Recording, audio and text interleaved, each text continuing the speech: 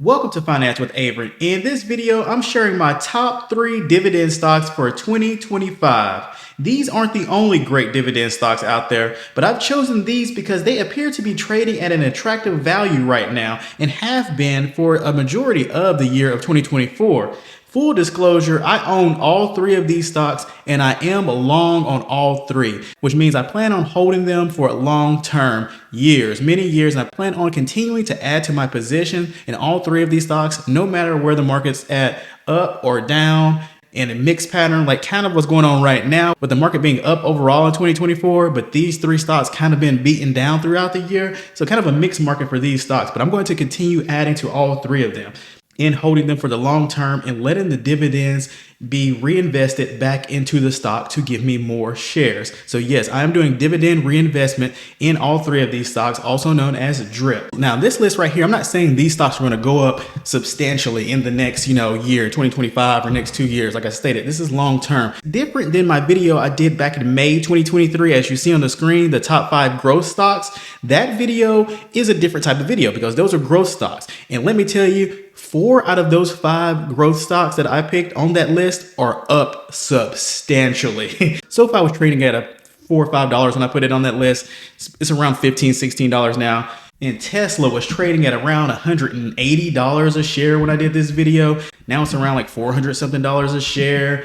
And Hims and Hers was on my list in this video as well. It was trading around $9, $10 a share. And now it's up to what, $25, $30 a share, something like that. However, this is a video where I think these are 3 attractive dividend paying stocks that are trading at a nice value that will do some growing, and also very important, that will continue to grow that dividend and pay out those nice dividends for you to either keep as income or reinvest into the same stock or invest that dividend income into other stocks. Now let's get into why these 3 stocks stand out to me in the current environment. First stock on my list here is PepsiCo, ticker symbol PEP. You know the company Pepsi, definitely known for the soft drinks. Pepsi is not just Pepsi, the beverage company. Pepsi is a major food company as well. With Frito-Lay, they have Doritos, Cheetos, Cracker Jack, Lay's, also Quaker, Road Gold, Sabritas, Ruffles, Tostitos, Sun Chips, and it goes on and on. And then with their beverages, they're diversified there as well with Aquafina, LifeWater, Lipton, Propel. They have a partnership with Starbucks for their beverages. Also, Rockstar Energy Drink, Tazo, and it goes on and on.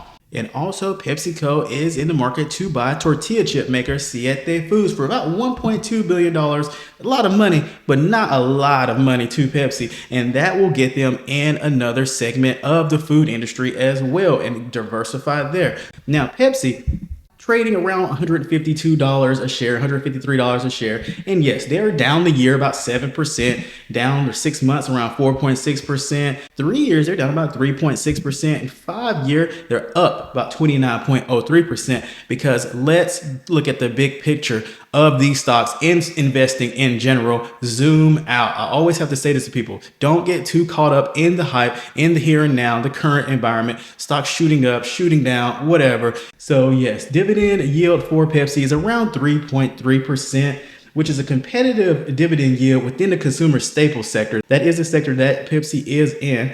While it's not the highest yield on the market, it's reliable and consistent. Pepsi has over 50 years of dividend increases, which makes them a what? Dividend king. There's not a lot of companies that are dividend kings. There's another on this list I'll tell you about later. That impressive track record of dividend growth is very nice and demonstrates the company's strong commitment to returning value to the shareholders. Their payout ratio is around 60 to 65%, which is reasonable for a mature company like Pepsi. They've been around for a while. And they've been generating a lot of cash for a while. So this indicates that the company can sustain its dividend while retaining enough earnings for reinvestment. That 60 to 65% isn't too shocking and outlandish to me with the company that's been around this long and doing that many dividend increases. And with the frequency of Pepsi's dividend, their dividends are paid out quarterly. And Pepsi has a 5-year CAGR, compound annual growth rate of their dividend of around 7%. Definitely is nice to see a compound annual growth rate higher than that in the double digits, but 7% is nothing to scoff at, and it is nice considering how long Pepsi has been growing their dividend. Upcoming dividend is going to be paid out on January 6, 2025, but that's for people that have held the stock prior to December 6, 2024. So you've had to have the stock on December 5th or before that to get paid the dividend on January 6, 2025, which I will be getting that dividend and just reinvesting it back into Pepsi. Now, Pepsi has a diversified portfolio, as I've been showing you at the beginning of this segment of the video, and the company operates in over 200 countries, which reduces the regional risk and supports stable cash flow. Something's going on in the country that's kind of hitting them some. Well, they got the other countries that they're getting that cash flow in, because they did have a shakeup kind of going on in Europe, I believe earlier this year or last year, with the major grocery store kind of pulling out of Pepsi because of the price increases and inflation and everything. And it hit Pepsi stock some for sure. It did not tank Pepsi stock or anything like that, because they have various other grocery stores across the country that have their products in stock and are selling their products. Now, with Pepsi, their net margins are around 10%, which showcases efficient operations and pricing power with Pepsi. And they have raised prices with inflation, and they have the margins that cushion to be able to do so and still generate nice revenue. And their operating margin is around 13%, which is boosted by its premium brands, because when people buy Pepsi, they expect quality. Now, cash flow. Pepsi generates robust cash flow, consistently exceeding $5 billion annually. This free cash flow is critical for funding that dividend, also share buybacks, which they are doing, and strategic acquisitions, like they have been doing as well. Now, growth drivers, emerging markets are going to be a big factor for PepsiCo, because they've been expanding aggressively in emerging markets like India and China, where the growing middle class drives demand for those convenience foods and beverages. And when you think of innovation, technology comes first, typically, of course, and rightfully so. That is the main, big segment when it comes to innovation. That's what's been driving a lot of the market and just the world in general. The economy and just progress is technology, and they will continue to do so. However, there's going to be product innovation in the food and beverage segment as well, with Pepsi trying to continually invest in those healthier snack options, of low-calorie beverages, sustainability initiatives, and consumer trends, opportunities to drive growth. People will continue to buy snacks and beverages even during economic downturns, which makes Pepsi like a defensive play. Now, PE ratio for Pepsi is around 24% right there, which is a little bit higher than the broader market average. I believe because that's the Pepsi name and the premium that comes along with that name is Pepsi. Now, I can see this coming down some more for sure. Like, Pepsi stock could definitely go in the 140s or even 130s. Now, this isn't a guarantee. I'm not saying it is. If it does go there, yeah, I'll definitely be buying more. If it doesn't go there, I'm going to be buying more. So it could just kind of hang out here in this 150 range for a while, like it's kind of been doing, get up to 160s, 170s, hang out there some, like it's been doing as well. Now, the main competition for Pepsi is Coca-Cola, of course. So I've decided to go with Pepsi instead of Coca-Cola when I had a choice between the two, because I definitely wanted one of them in my portfolio. But me personally, I decided to go with Pepsi. Now, you could split your risk up some and own both of those stocks. Own KO, Coca-Cola, and own Pepsi, PEP. And you just have all the beverage company, and you have the beverage companies of the world in your portfolio, basically, and that food play with Pepsi. So this is not financial advice, of course, but I'm not saying like, hey, Pepsi's better than Coke, don't buy Coke, buy Pepsi or something like that. You could definitely own both of the stocks and be totally fine. Now, there are some risks with Pepsi, of course. Rising costs. Now, with inflation and just rising costs in general, raw materials, transportation, that's going to put pressure on the margins and affect Pepsi's pricing power, which that has been going on in the past year, couple years.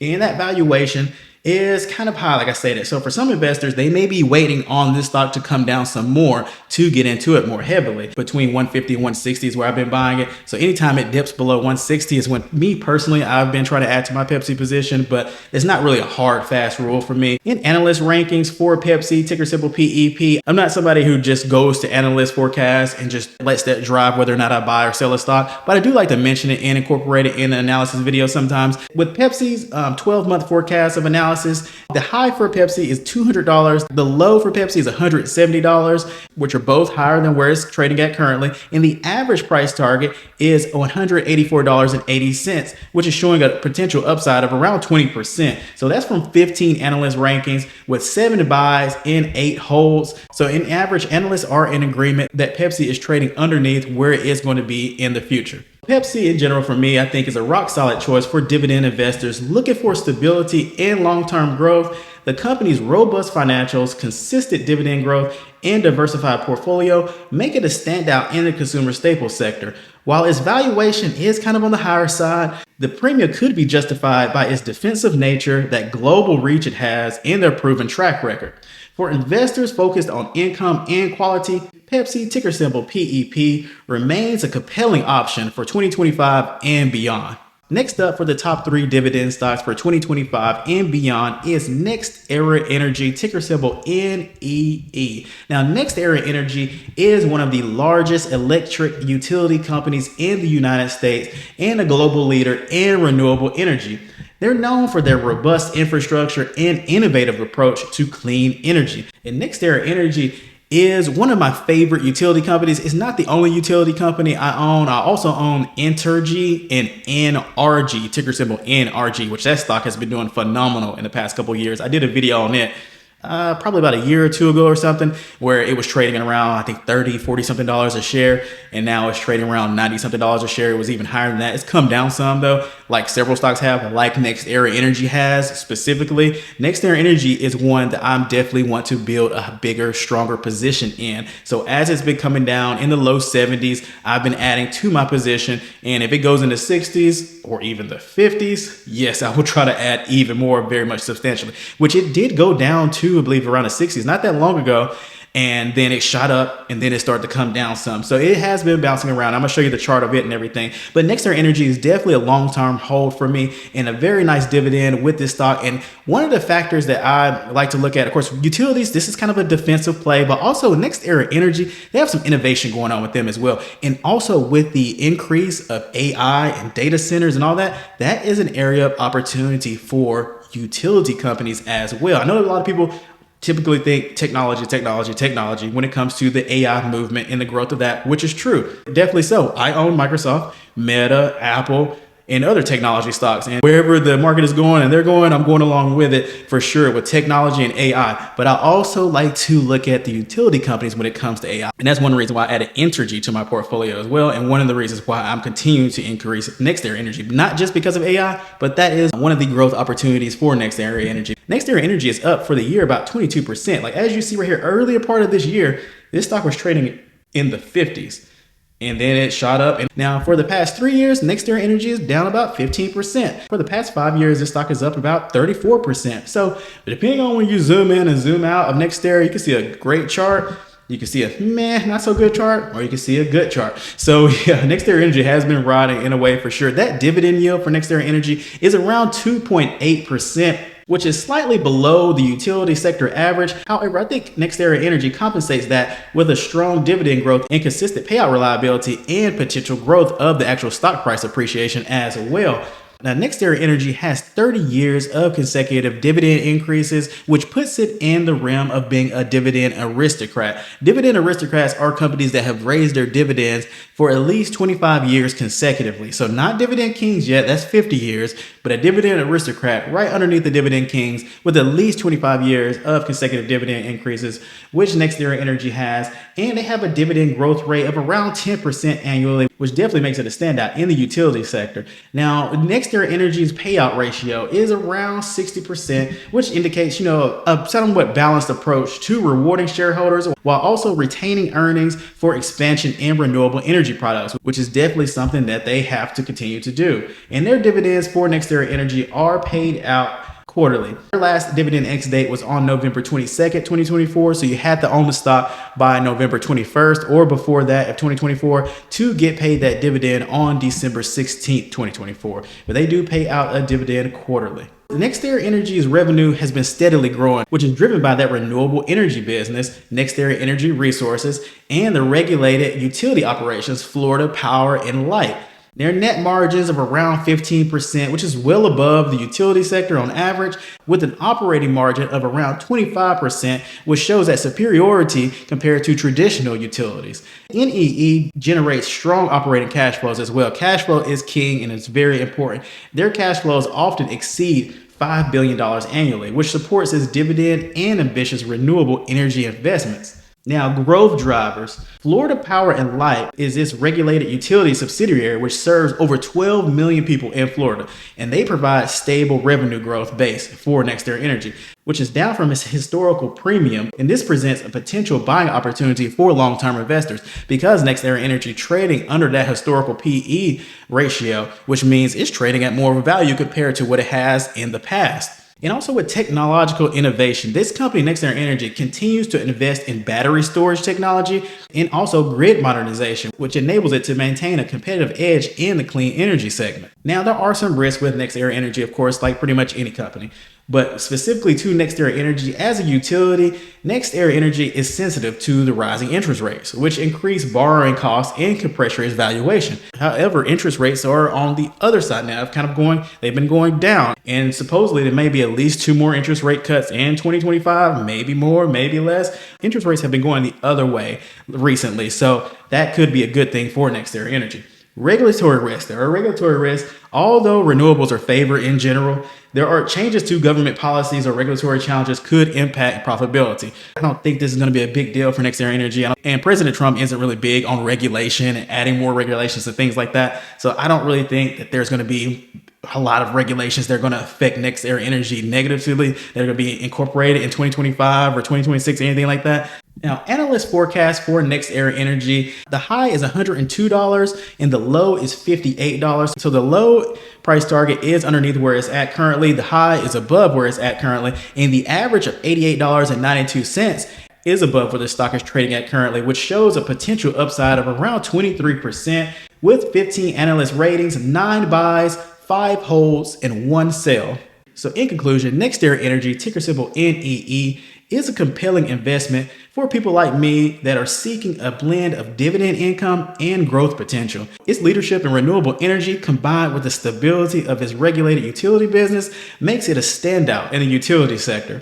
While there's some short-term headwinds that have pressured this stock, this could be an opportunity for long-term investors to buy a high-quality company at a more attractive valuation.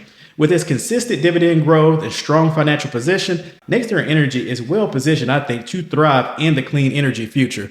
Next up on the list of my top 3 dividend stocks for 2025 and beyond is Target, ticker symbol TGT. While it's trading in that 130 area, I've been adding. When it's under 130 area, I've been adding. This is a major retailer that I believe is trading at a value and has a lot of growth and dividend increases and payouts remaining in it for sure. This company is major. They have several in-house brands that they've created that are worth $1 billion. Not just 1 or 2, they have several. A lot of brands that they sell in their stores aren't just other companies that are selling in Target. They are Target brands. So they have that going for them. And of course, besides that, they sell the major brands, you know, the Procter & Gamble's, the Johnson & Johnson's, and all the other Pepsi, the Coca-Cola, all those other brands as well. For the past year, Target's down about 2%. For the past 3 years, Target's down around 35%. For the past 5 years, Target is up around 18%. So dividend yield for Target is around 3%, which is attractive compared to the broader market and competitive within the retail sector. That yield provides a solid income stream for investors, and Target is a dividend king. Target has increased their dividend annually for over 50 years. That is no small feat. All 3 of these companies are very impressive with their dividend growth, and Target being a dividend king for sure. Over 50 years. As of December 2024, there are 54 companies that are considered dividend kings. That's not a lot at all. And Target has a 5-year growth rate of their dividend of around 11%. So that is nice. Really great to see a double-digit growth rate with the dividend. And Target is providing that even with their over 50 years of consecutive dividend growth, which showcases the company's commitment to shareholder returns. Nice dividend growth rate for Target for sure. Payout ratio is around 50%, which shows a healthy balance between rewarding shareholders like me and reinvesting in the business for future growth. And with Target, dividends are paid out quarterly as well, like the other 2 companies on this list. Target recently paid a dividend on December 10th, 2024, and I reinvested that dividend back into more shares of Target. Their last ex-dividend date was November 20th, 2024. So in order for you to get paid that dividend on December 10th, you would have had to own the company on November 19th, 2024, or before that to get paid that most recent dividend. But they pay out their dividend quarterly, as you see right there. Very nice. Target operates over 1,900 stores across the United States and has successfully integrated its e-commerce platform with its physical stores, and it's pretty seamless. I've rarely had any issues. I can't even think if I have had any issues. Off the top of my head, I can't think of any issues I've had with that service. And typically when I pull up for my drive-up order, I'm not the only one. I don't think there's ever been a time where I've been the only one at the drive up parking lot area, whatever, for the pickup orders, waiting to get an order. And it doesn't take long to wait to get an order. So like I'm in there parked and out. When I go into the stores, sometimes there's a little line, but I'm still in there and out. Net margin for Target is around 3.5%, which is slightly below their historical averages due to their inventory issues and pricing pressures they've had. Since COVID, they've had some issues with inventory and pricing pressures, of course, with inflation. So their private label products definitely help their margins. And those private labels, like I've been telling you, are billion-dollar private label brands that they have created pretty much from the ground up within the Target company themselves. Cash flow for Target is pretty consistent, which exceeds $6 billion annually, which helps fund that dividend, the share repurchases, and capital expenditures. That combination of their digital platform and their physical presence platform is definitely a growth driver for Target. That's going to continue to be a growth driver and opportunity for them. Their services that drive up and the order pickup have become essential to customers. Their main competitor, Walmart, has that as well. So it's not saying they're the only ones doing this, but Target's going along where they see the growth, where they see the potential. And store redesigns. Target has been trying to redesign some of their stores, remodeling to enhance, the shopping experience in Target. Not everybody just does the pickup and drive up. There are definitely people that go inside of Target. I do sometimes as well. So yeah, that's an opportunity area of improvement for Target for sure. And Target's focus on grocery and household essentials is something that they've been trying to balance and try to do, because grocery has been a big driver of growth and revenue for their main competitor, Walmart. That's one reason why Walmart has been doing well with their stock price, is because of their grocery segment of that company has been bringing in a lot of cash flow. Target has to focus in on that some more, I believe, to help increase their cash flow and help them through an economic environment of uncertainty. If people are going through some rough times financially with their job, with the economy and inflation, what are some things they're not going to stop buying? Food. They may cut back on the household essentials, new rug, a table, curtains, bedding, sheets, things like that. People will cut back on that for sure. Some people won't. Some people are still going to go through that. They're going to charge on the card, the Visa, the MasterCard, whatnot, or the income they have. Visa, great stock, side note, one of my favorites. But yeah, but people aren't going to cut back on food typically. Somewhat, yeah, maybe they may cut back on fast food or restaurants, but what are they going to do more of? Where are they going to go to? Grocery stores, grocery shopping, whether it be Walmart, Publix, Kroger, or Target. Target focuses more on that. That's going to be a good thing for Target, I think, overall.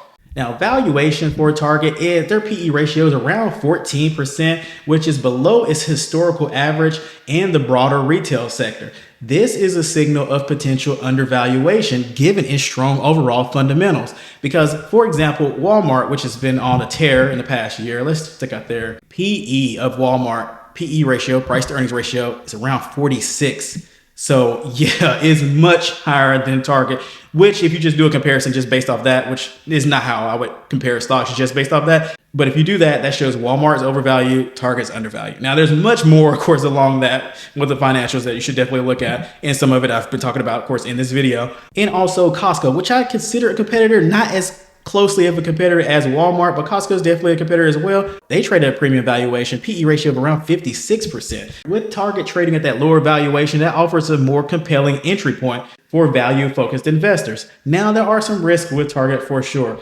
Economic sensitivity is definitely a risk for Target. Target's discretionary product sales can be affected during economic downturns. Talk to you about that some throughout this segment. So yeah, definitely a risk for Target. Inventory challenges, talk to you some about that. Competition, of course, intense competition from Walmart, Costco, and also, who I've not mentioned yet, but definitely should not be ignored, Amazon. Amazon is major in e-commerce, of course. Those pressures from competition, Amazon is definitely going to continue to grow, I believe, and is a great stock as well. Now, customer trends, that's an area of opportunity for growth for Target, and also could pose a risk to Target. If they don't move quick enough and innovate quick enough to go along with customer trends, that could be money left on the table basically for them. So it's something they need to definitely focus on. Consumer behavior. Analyst stock forecast for Target, ticker symbol TGT. The high price target in 12 months is $180. The low is $108. The average is $142.58, which shows only like a 5% upside from where it's currently trading. So with the analyst forecast, there's 27 ratings on this site of TipRanks, 12 buys and 15 holds, 0 sells. For me personally, if Target came down back to the 120s, to the 110s, I would definitely increase the buying that I'm doing even more substantially. So 130s I like, and below that I like even more. So in conclusion, Target remains a strong contender for dividend investors like me who seek a combination of income and long-term growth. Their status as a dividend king is something not to be taken lightly and shows their reliability and commitment to their dividend, and they're focused on their omni-channel retail, private label expansion, and store improvements provide solid growth opportunities. Now, there are short-term and long-term challenges like inflation and inventory management and economic headwinds. Target's valuation and consistent dividend continue to make it an attractive option for patient investors like myself and also value-oriented investors. And that wraps up my analysis of my top 3 dividend stocks for 2025 and beyond. Remember, these picks, Pepsi Company, PEP, NextEra Energy, NEE, and Target, TGT, aren't the only great dividend stocks out there, but they stood out to me for their strong financials, reliable dividends, and attractive valuations in today's market and compared to their historical valuations. As interest rates and high yield saving rates come down, dividend stocks like these could play an even bigger role in a balanced portfolio. Let me know in the comments which dividend stocks are some of your favorites or ones that are on your watch list. Don't forget to like the video and subscribe to the channel for more insights on building a strong financial future. Thanks for watching. Hope you enjoyed the video. Take care.